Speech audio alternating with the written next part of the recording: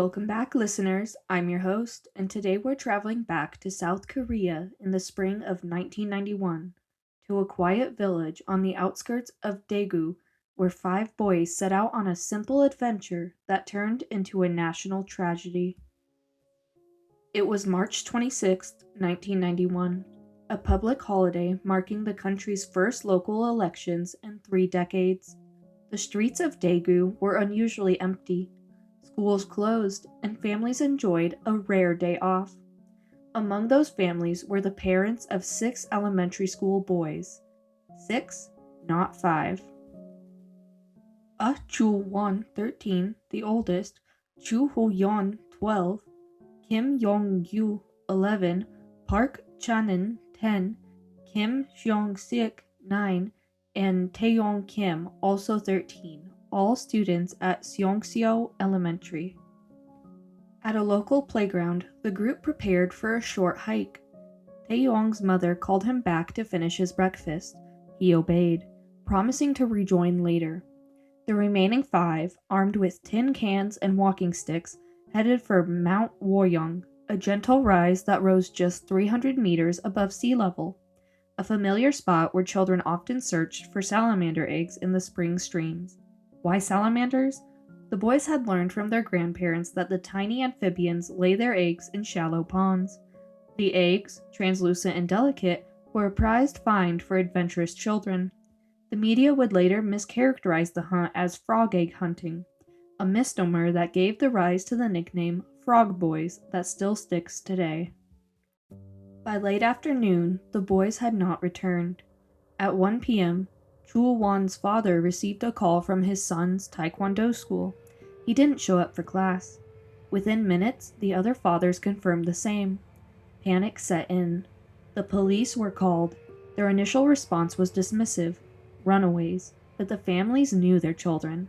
They would never leave without telling us, the mothers later recalled. They said they'd be back for dinner. They never even left a note. I felt something was wrong the moment the sky turned gray. President Roh Tae-woo had been in office for only a few months, ordered a full-scale manhunt. Over 300,000 police, military personnel, and volunteers converged on Mount Waryong. Flyers with the boys' smiling faces were printed on everything.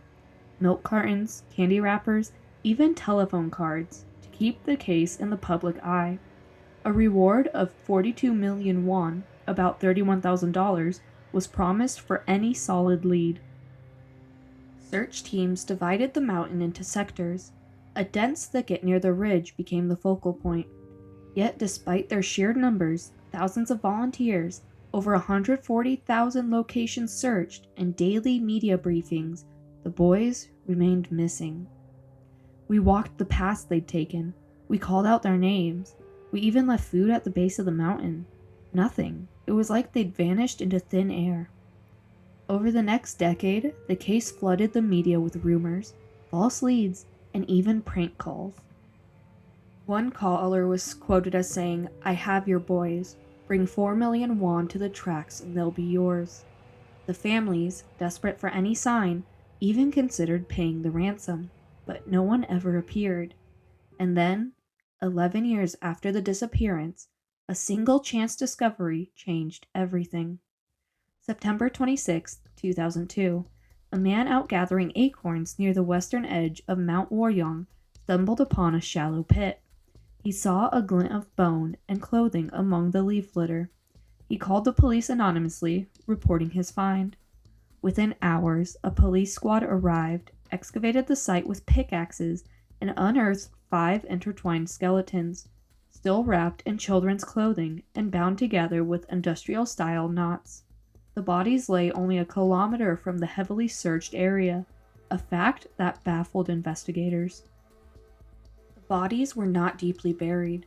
The soil was loose, which is why a simple forager could see them, but the fact that they were so close to the area searched thousands of times, that's the paradox, said one investigator. The initial police statement again cited hypothermia, citing the night's temperatures, midday high of 12.3 Celsius, about 54 Fahrenheit, and a low of 3.3 Celsius, about 38 Fahrenheit, suggesting the boys had succumbed to the cold. but the families, already distrustful, demanded a second, more thorough autopsy. The second autopsy, conducted by Kyungpook National University, uncovered the grim reality. Blunt force trauma. 3 skulls exhibited square-shaped fractures that could not be produced by natural decay. Projectile injuries. 1 skull displayed 2 bullet holes, consistent with shotgun impact. Tool marks. Etchings on other skulls suggested a metal implement, perhaps a screwdriver or a farming tool, was used to bludgeon the victims. These findings forced the classification to homicide, yet no suspect was ever identified, and the case remained a chilling mystery. Even after the forensic shift, the police lacked a solid lead. No fingerprints, no DNA that matched any known suspect. The evidence was there, but the chain of custody was broken by the mishandling of the remains in 2002. The skull of Wu Chu-wan showed 2 distinct man-made holes, one measuring about 1.4 mm and another 2 mm, surrounded by 15 smaller puncture marks, indicating a possible high-velocity projectile or shotgun blast. Kim Jong-sik's skull bore square-shaped damage on each side, described as, quote, blunt force trauma that could not have resulted from natural decomposition, end quote. Experts noted the trauma appeared to have been inflicted at the time of death, not post-mortem. All 5 children's clothing had been tied together with knots that resembled industrial rope bindings, leading investigators to hypothesize that the perpetrator possessed knowledge of such knot tying, perhaps a worker in a factory or a military technician. Mold found inside the skulls indicated that the bodies had been undisturbed for over a decade, supporting the theory that they died shortly after their disappearance, rather than being moved later. Police recovered a 5 cm loaded shell and 2 1 cm empty shells near the grave, hinting at a possible firearms discharge. However, the military denied any training exercises on that day, stating the range was closed for the election holiday. Yet, a later report mentioned an officer who allegedly, quote, emptied his gun that same day, contradicting the official stance. A forensic team identified dental work on one of the remains that matched Cho Ho-yeon's dental records, confirming his identity beyond doubt. There are numerous theories, the first being the hypothermia theory.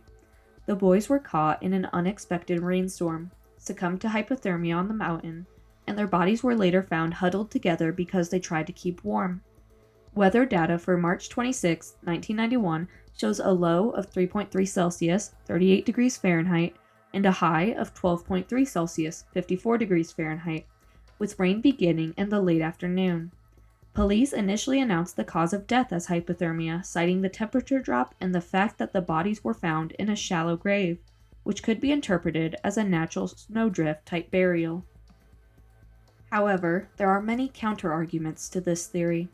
First, forensic trauma.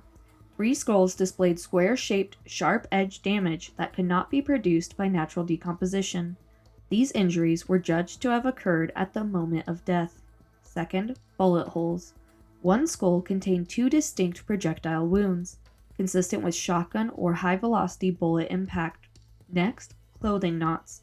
The children's garments were bound together with industrial-style knots, a detail that would be unnecessary if the boys had simply died of exposure. Location. The grave was only about a kilometer from the nearest village, well within sight of village lights. If the boys had been freezing, they would have sought shelter or descended toward the illuminated area, not stayed on the mountain overnight. Lastly, mold growth. Inside the skulls indicated that the remains had not been moved for years, suggesting they died close to the time of disappearance rather than being placed later. The verdict? The hypothermia explanation is untenable in the light of clear forensic evidence of violent trauma and the unnatural binding of clothing. It is now regarded as an early, erroneous police hypothesis. The second theory is a military range accident. A stray bullet from the nearby military shooting range struck one of the boys. The shooter, fearing repercussions, then bludgeoned the remaining children to hide the incident. There are some parts of this case that are in favor of this theory. The proximity. The remains were found roughly 100 meters from a military base and a known shooting range area that had been searched many times without yield. The bullet casings. Police recovered a 5 centimeter loaded shell and 2 1 centimeter empty shells near the gravesite. Witnesses. Some survivors reported hearing a gunshot and a scream on the day of the disappearance. Projectile injuries. One skull had 2 bullet holes, consistent with firearm discharge. There are some counter-arguments to that theory as well. First, the official range schedule. The day of the disappearance was a public holiday, and the military claimed the range was closed, with no training exercises scheduled. Second, there are contradictory reports. A later report noted that an officer had emptied his gun on that day despite the official closure, but no further documentation or ballistic match was released. Third, lack of ballistic linkage. No forensic analysis publicly linked the recovered casings to a specific weapon or shooter, and the police never identified a suspect from the military. Fourth, multiple injuries. The presence of blunt force trauma on 3 skulls and bindings suggests more than a single accidental shot. A purely accidental shooting would not explain the extensive beating and knotting. The verdict? The firing range accident remains plausible for the projectile wounds, but it does not account for the coordinated binding, the blunt force injuries, or the deliberate burial. It is therefore considered an incomplete explanation. The third theory is the measuring tool theory. An unknown perpetrator used a Vernier caliper, a precision measuring instrument common in vocational schools, to inflict the skull injuries, possibly after a confrontation with the boys. There are a few facts that line up with this theory. 1. Online claim. An anonymous post on the Korean forum Nate Pan in June 2022 alleged that the murder weapon was a Vernier caliper and that the boys were attacked by a group of high school delinquents who were intoxicated on glue. Second, tool mark patterns. Some forensic observers noted that the X-shaped holes on one skull were not easily produced by conventional weapons, prompting speculation about a narrow, rigid implement. However, there are counter-arguments to this theory as well.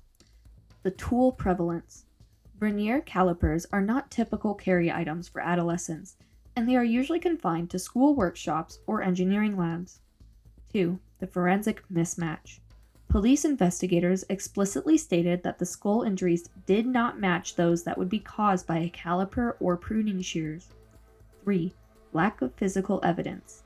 No caliper fragments, metal filings, or trace evidence linking a measuring tool to the scene have ever been recovered. Verdict? While an intriguing internet-originated hypothesis, the caliper theory lacks forensic corroboration and is widely regarded as speculative at best. 4. The leper cult theory. A secretive group of lepers believed that the liver of a child could cure their disease, leading them to abduct and murder the boys. There is local folklore in some rural communities in Korea that historically held superstitions linking child organs to healing leprosy, which gave rise to rumors of leper cult activity.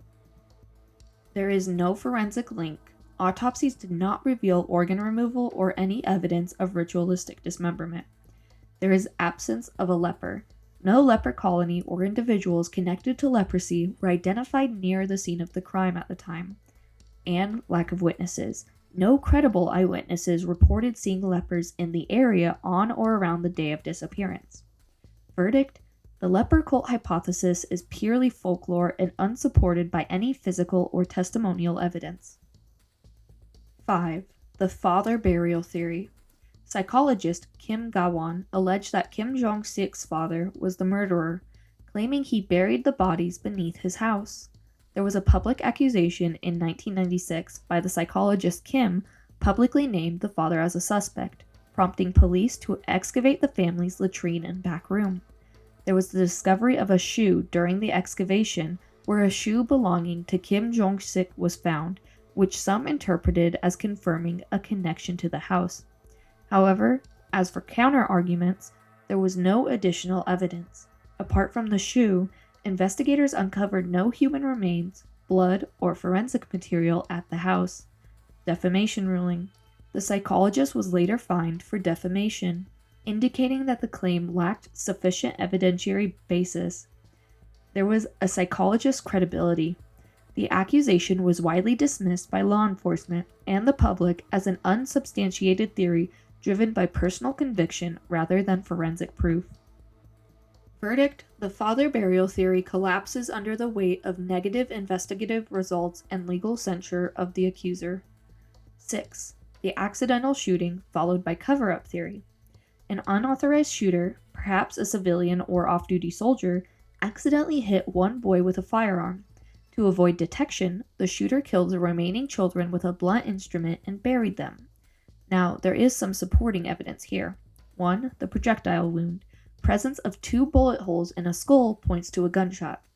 2. Blunt force trauma. 3 other skulls show severe impact injuries that could be consistent with a secondary beating.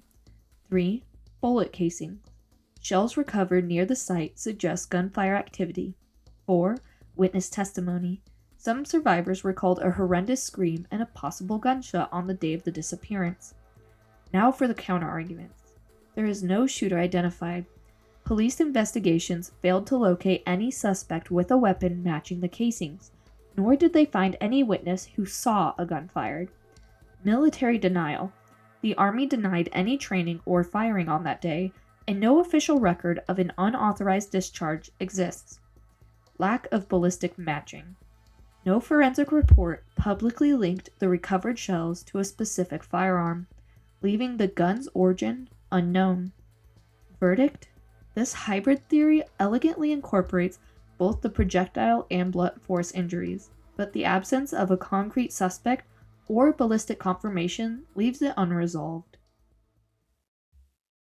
7. The single perpetrator with occupational knowledge, such as industrial tool user, theory. A single individual, perhaps a carpenter, mechanic, or factory worker, used a metal tool, such as a screwdriver, hammer, or other industrial implement, to bludgeon the children, then bound them with industrial-style knots before burying them. There is some supportive evidence, such as tool mark etchings. Several skulls displayed distinct, man-made holes and marks that forensic analysts suggested could be caused by a metal implement such as a screwdriver. Industrial knots. The clothing was tied using knots typical of those used in construction or manufacturing, indicating the perpetrator likely had experience with such tying methods. Geographic proximity to industrial zones. The area surrounding Mount Waryong includes small factories and vocational schools where such tools are commonplace. Now for the counterargument. There is no suspect identified. Despite extensive investigations and hundreds of tips, police never name a specific individual with the requisite occupational background. Lack of trace evidence. No metal filings, tool-specific residue, or DNA from an adult was recovered from the crime scene, which would be expected if a single tool-using adult handled the bodies. Verdict: while this theory aligns well with the forensic pattern, blunt force trauma plus industrial knots, the investigative dead end, no identified suspect, prevents definitive confirmation. It remains one of the most plausible generic explanations.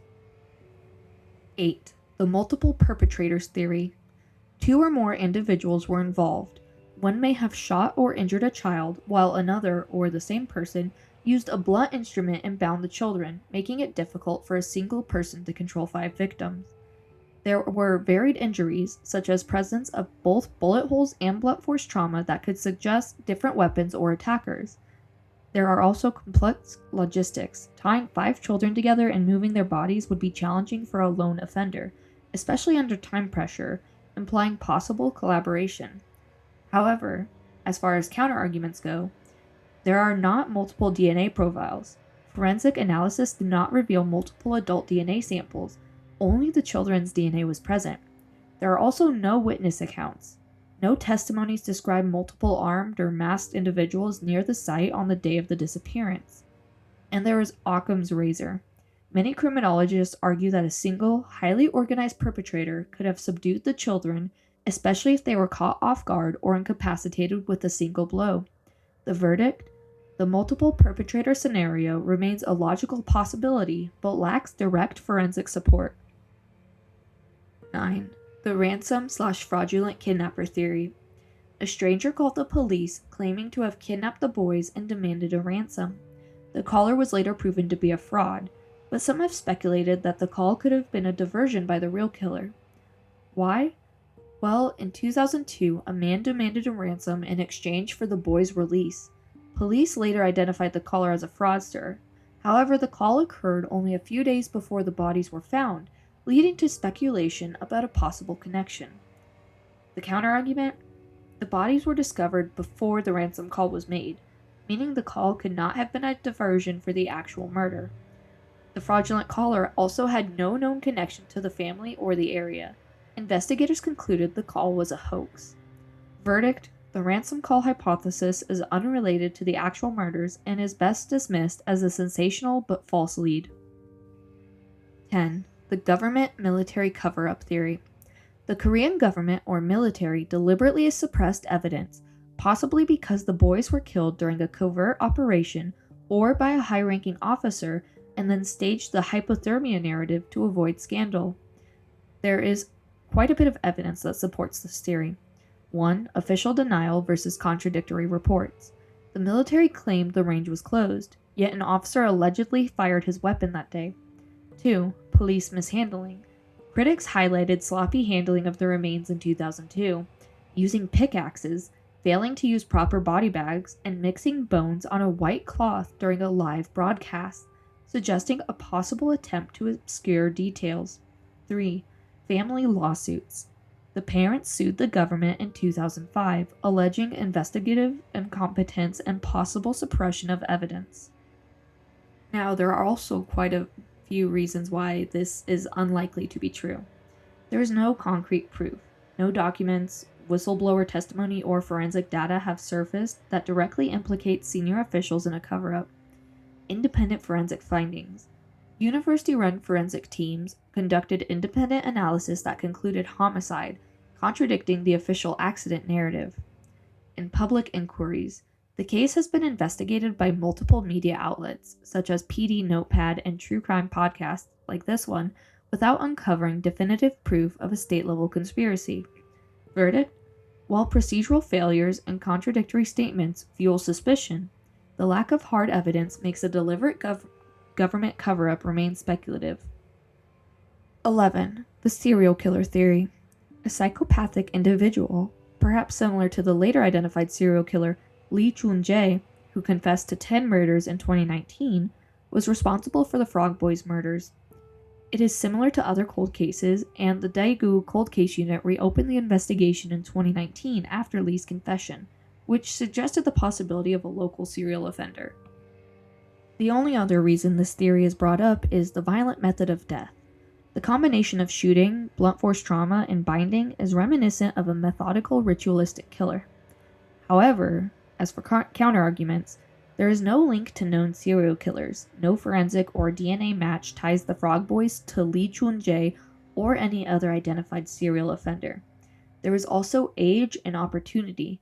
Lee Chun-jae's known murders occurred later, in the 1990s and 2000s, and in different regions. His modus operandi involved sexual assault, which is absent from the Frog Boys case.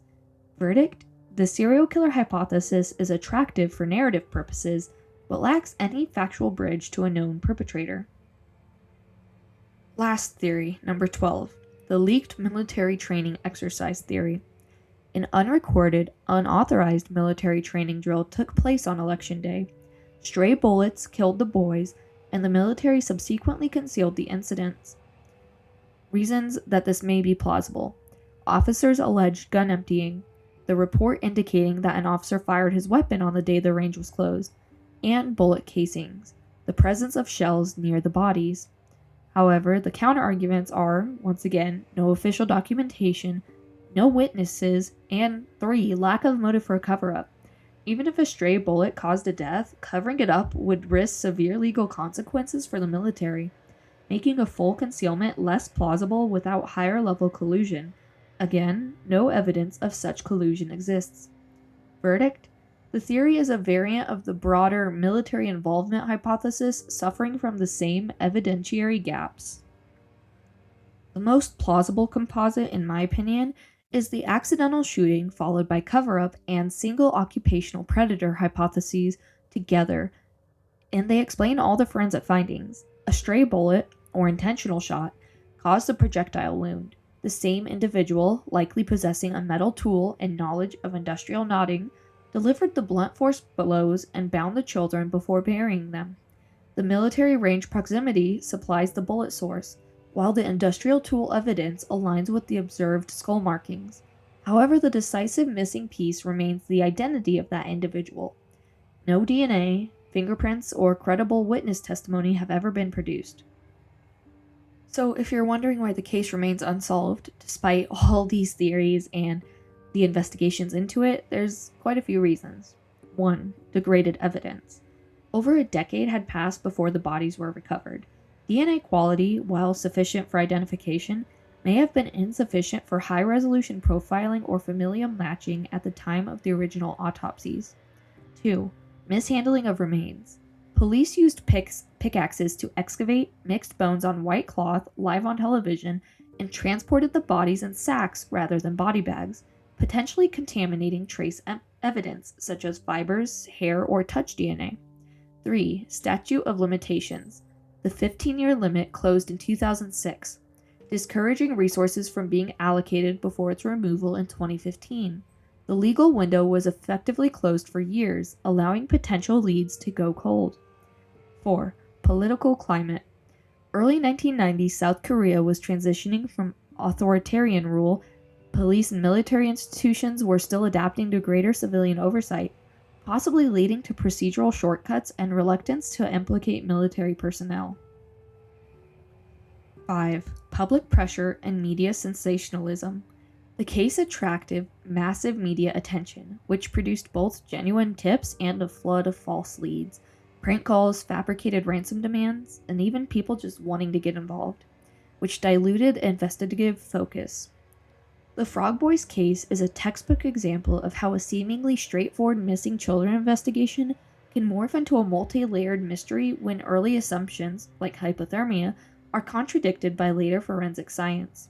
Every theory presented here, whether rooted in concrete evidence, like the military firing range, blunt force tool, or in rumor, the leper cult, contributes to a piece to the fragmented puzzle. Until modern forensic technologies are applied to the preserved remains and any surviving witnesses are re-interviewed, the truth will likely remain out of reach. If you have any tip, no matter how small, the Daegu Metropolitan Police Agency's Cold Case Unit welcomes your information. This podcast is written and hosted by me, Shay, and edited by my husband, Toby. Give us a like and follow, and leave a review. It really helps weirdos like me keep researching even weirder cases like this. This has been the Evidence Locker. I'll see you next time. Stay curious, stay safe. Join us next week as we open another locker.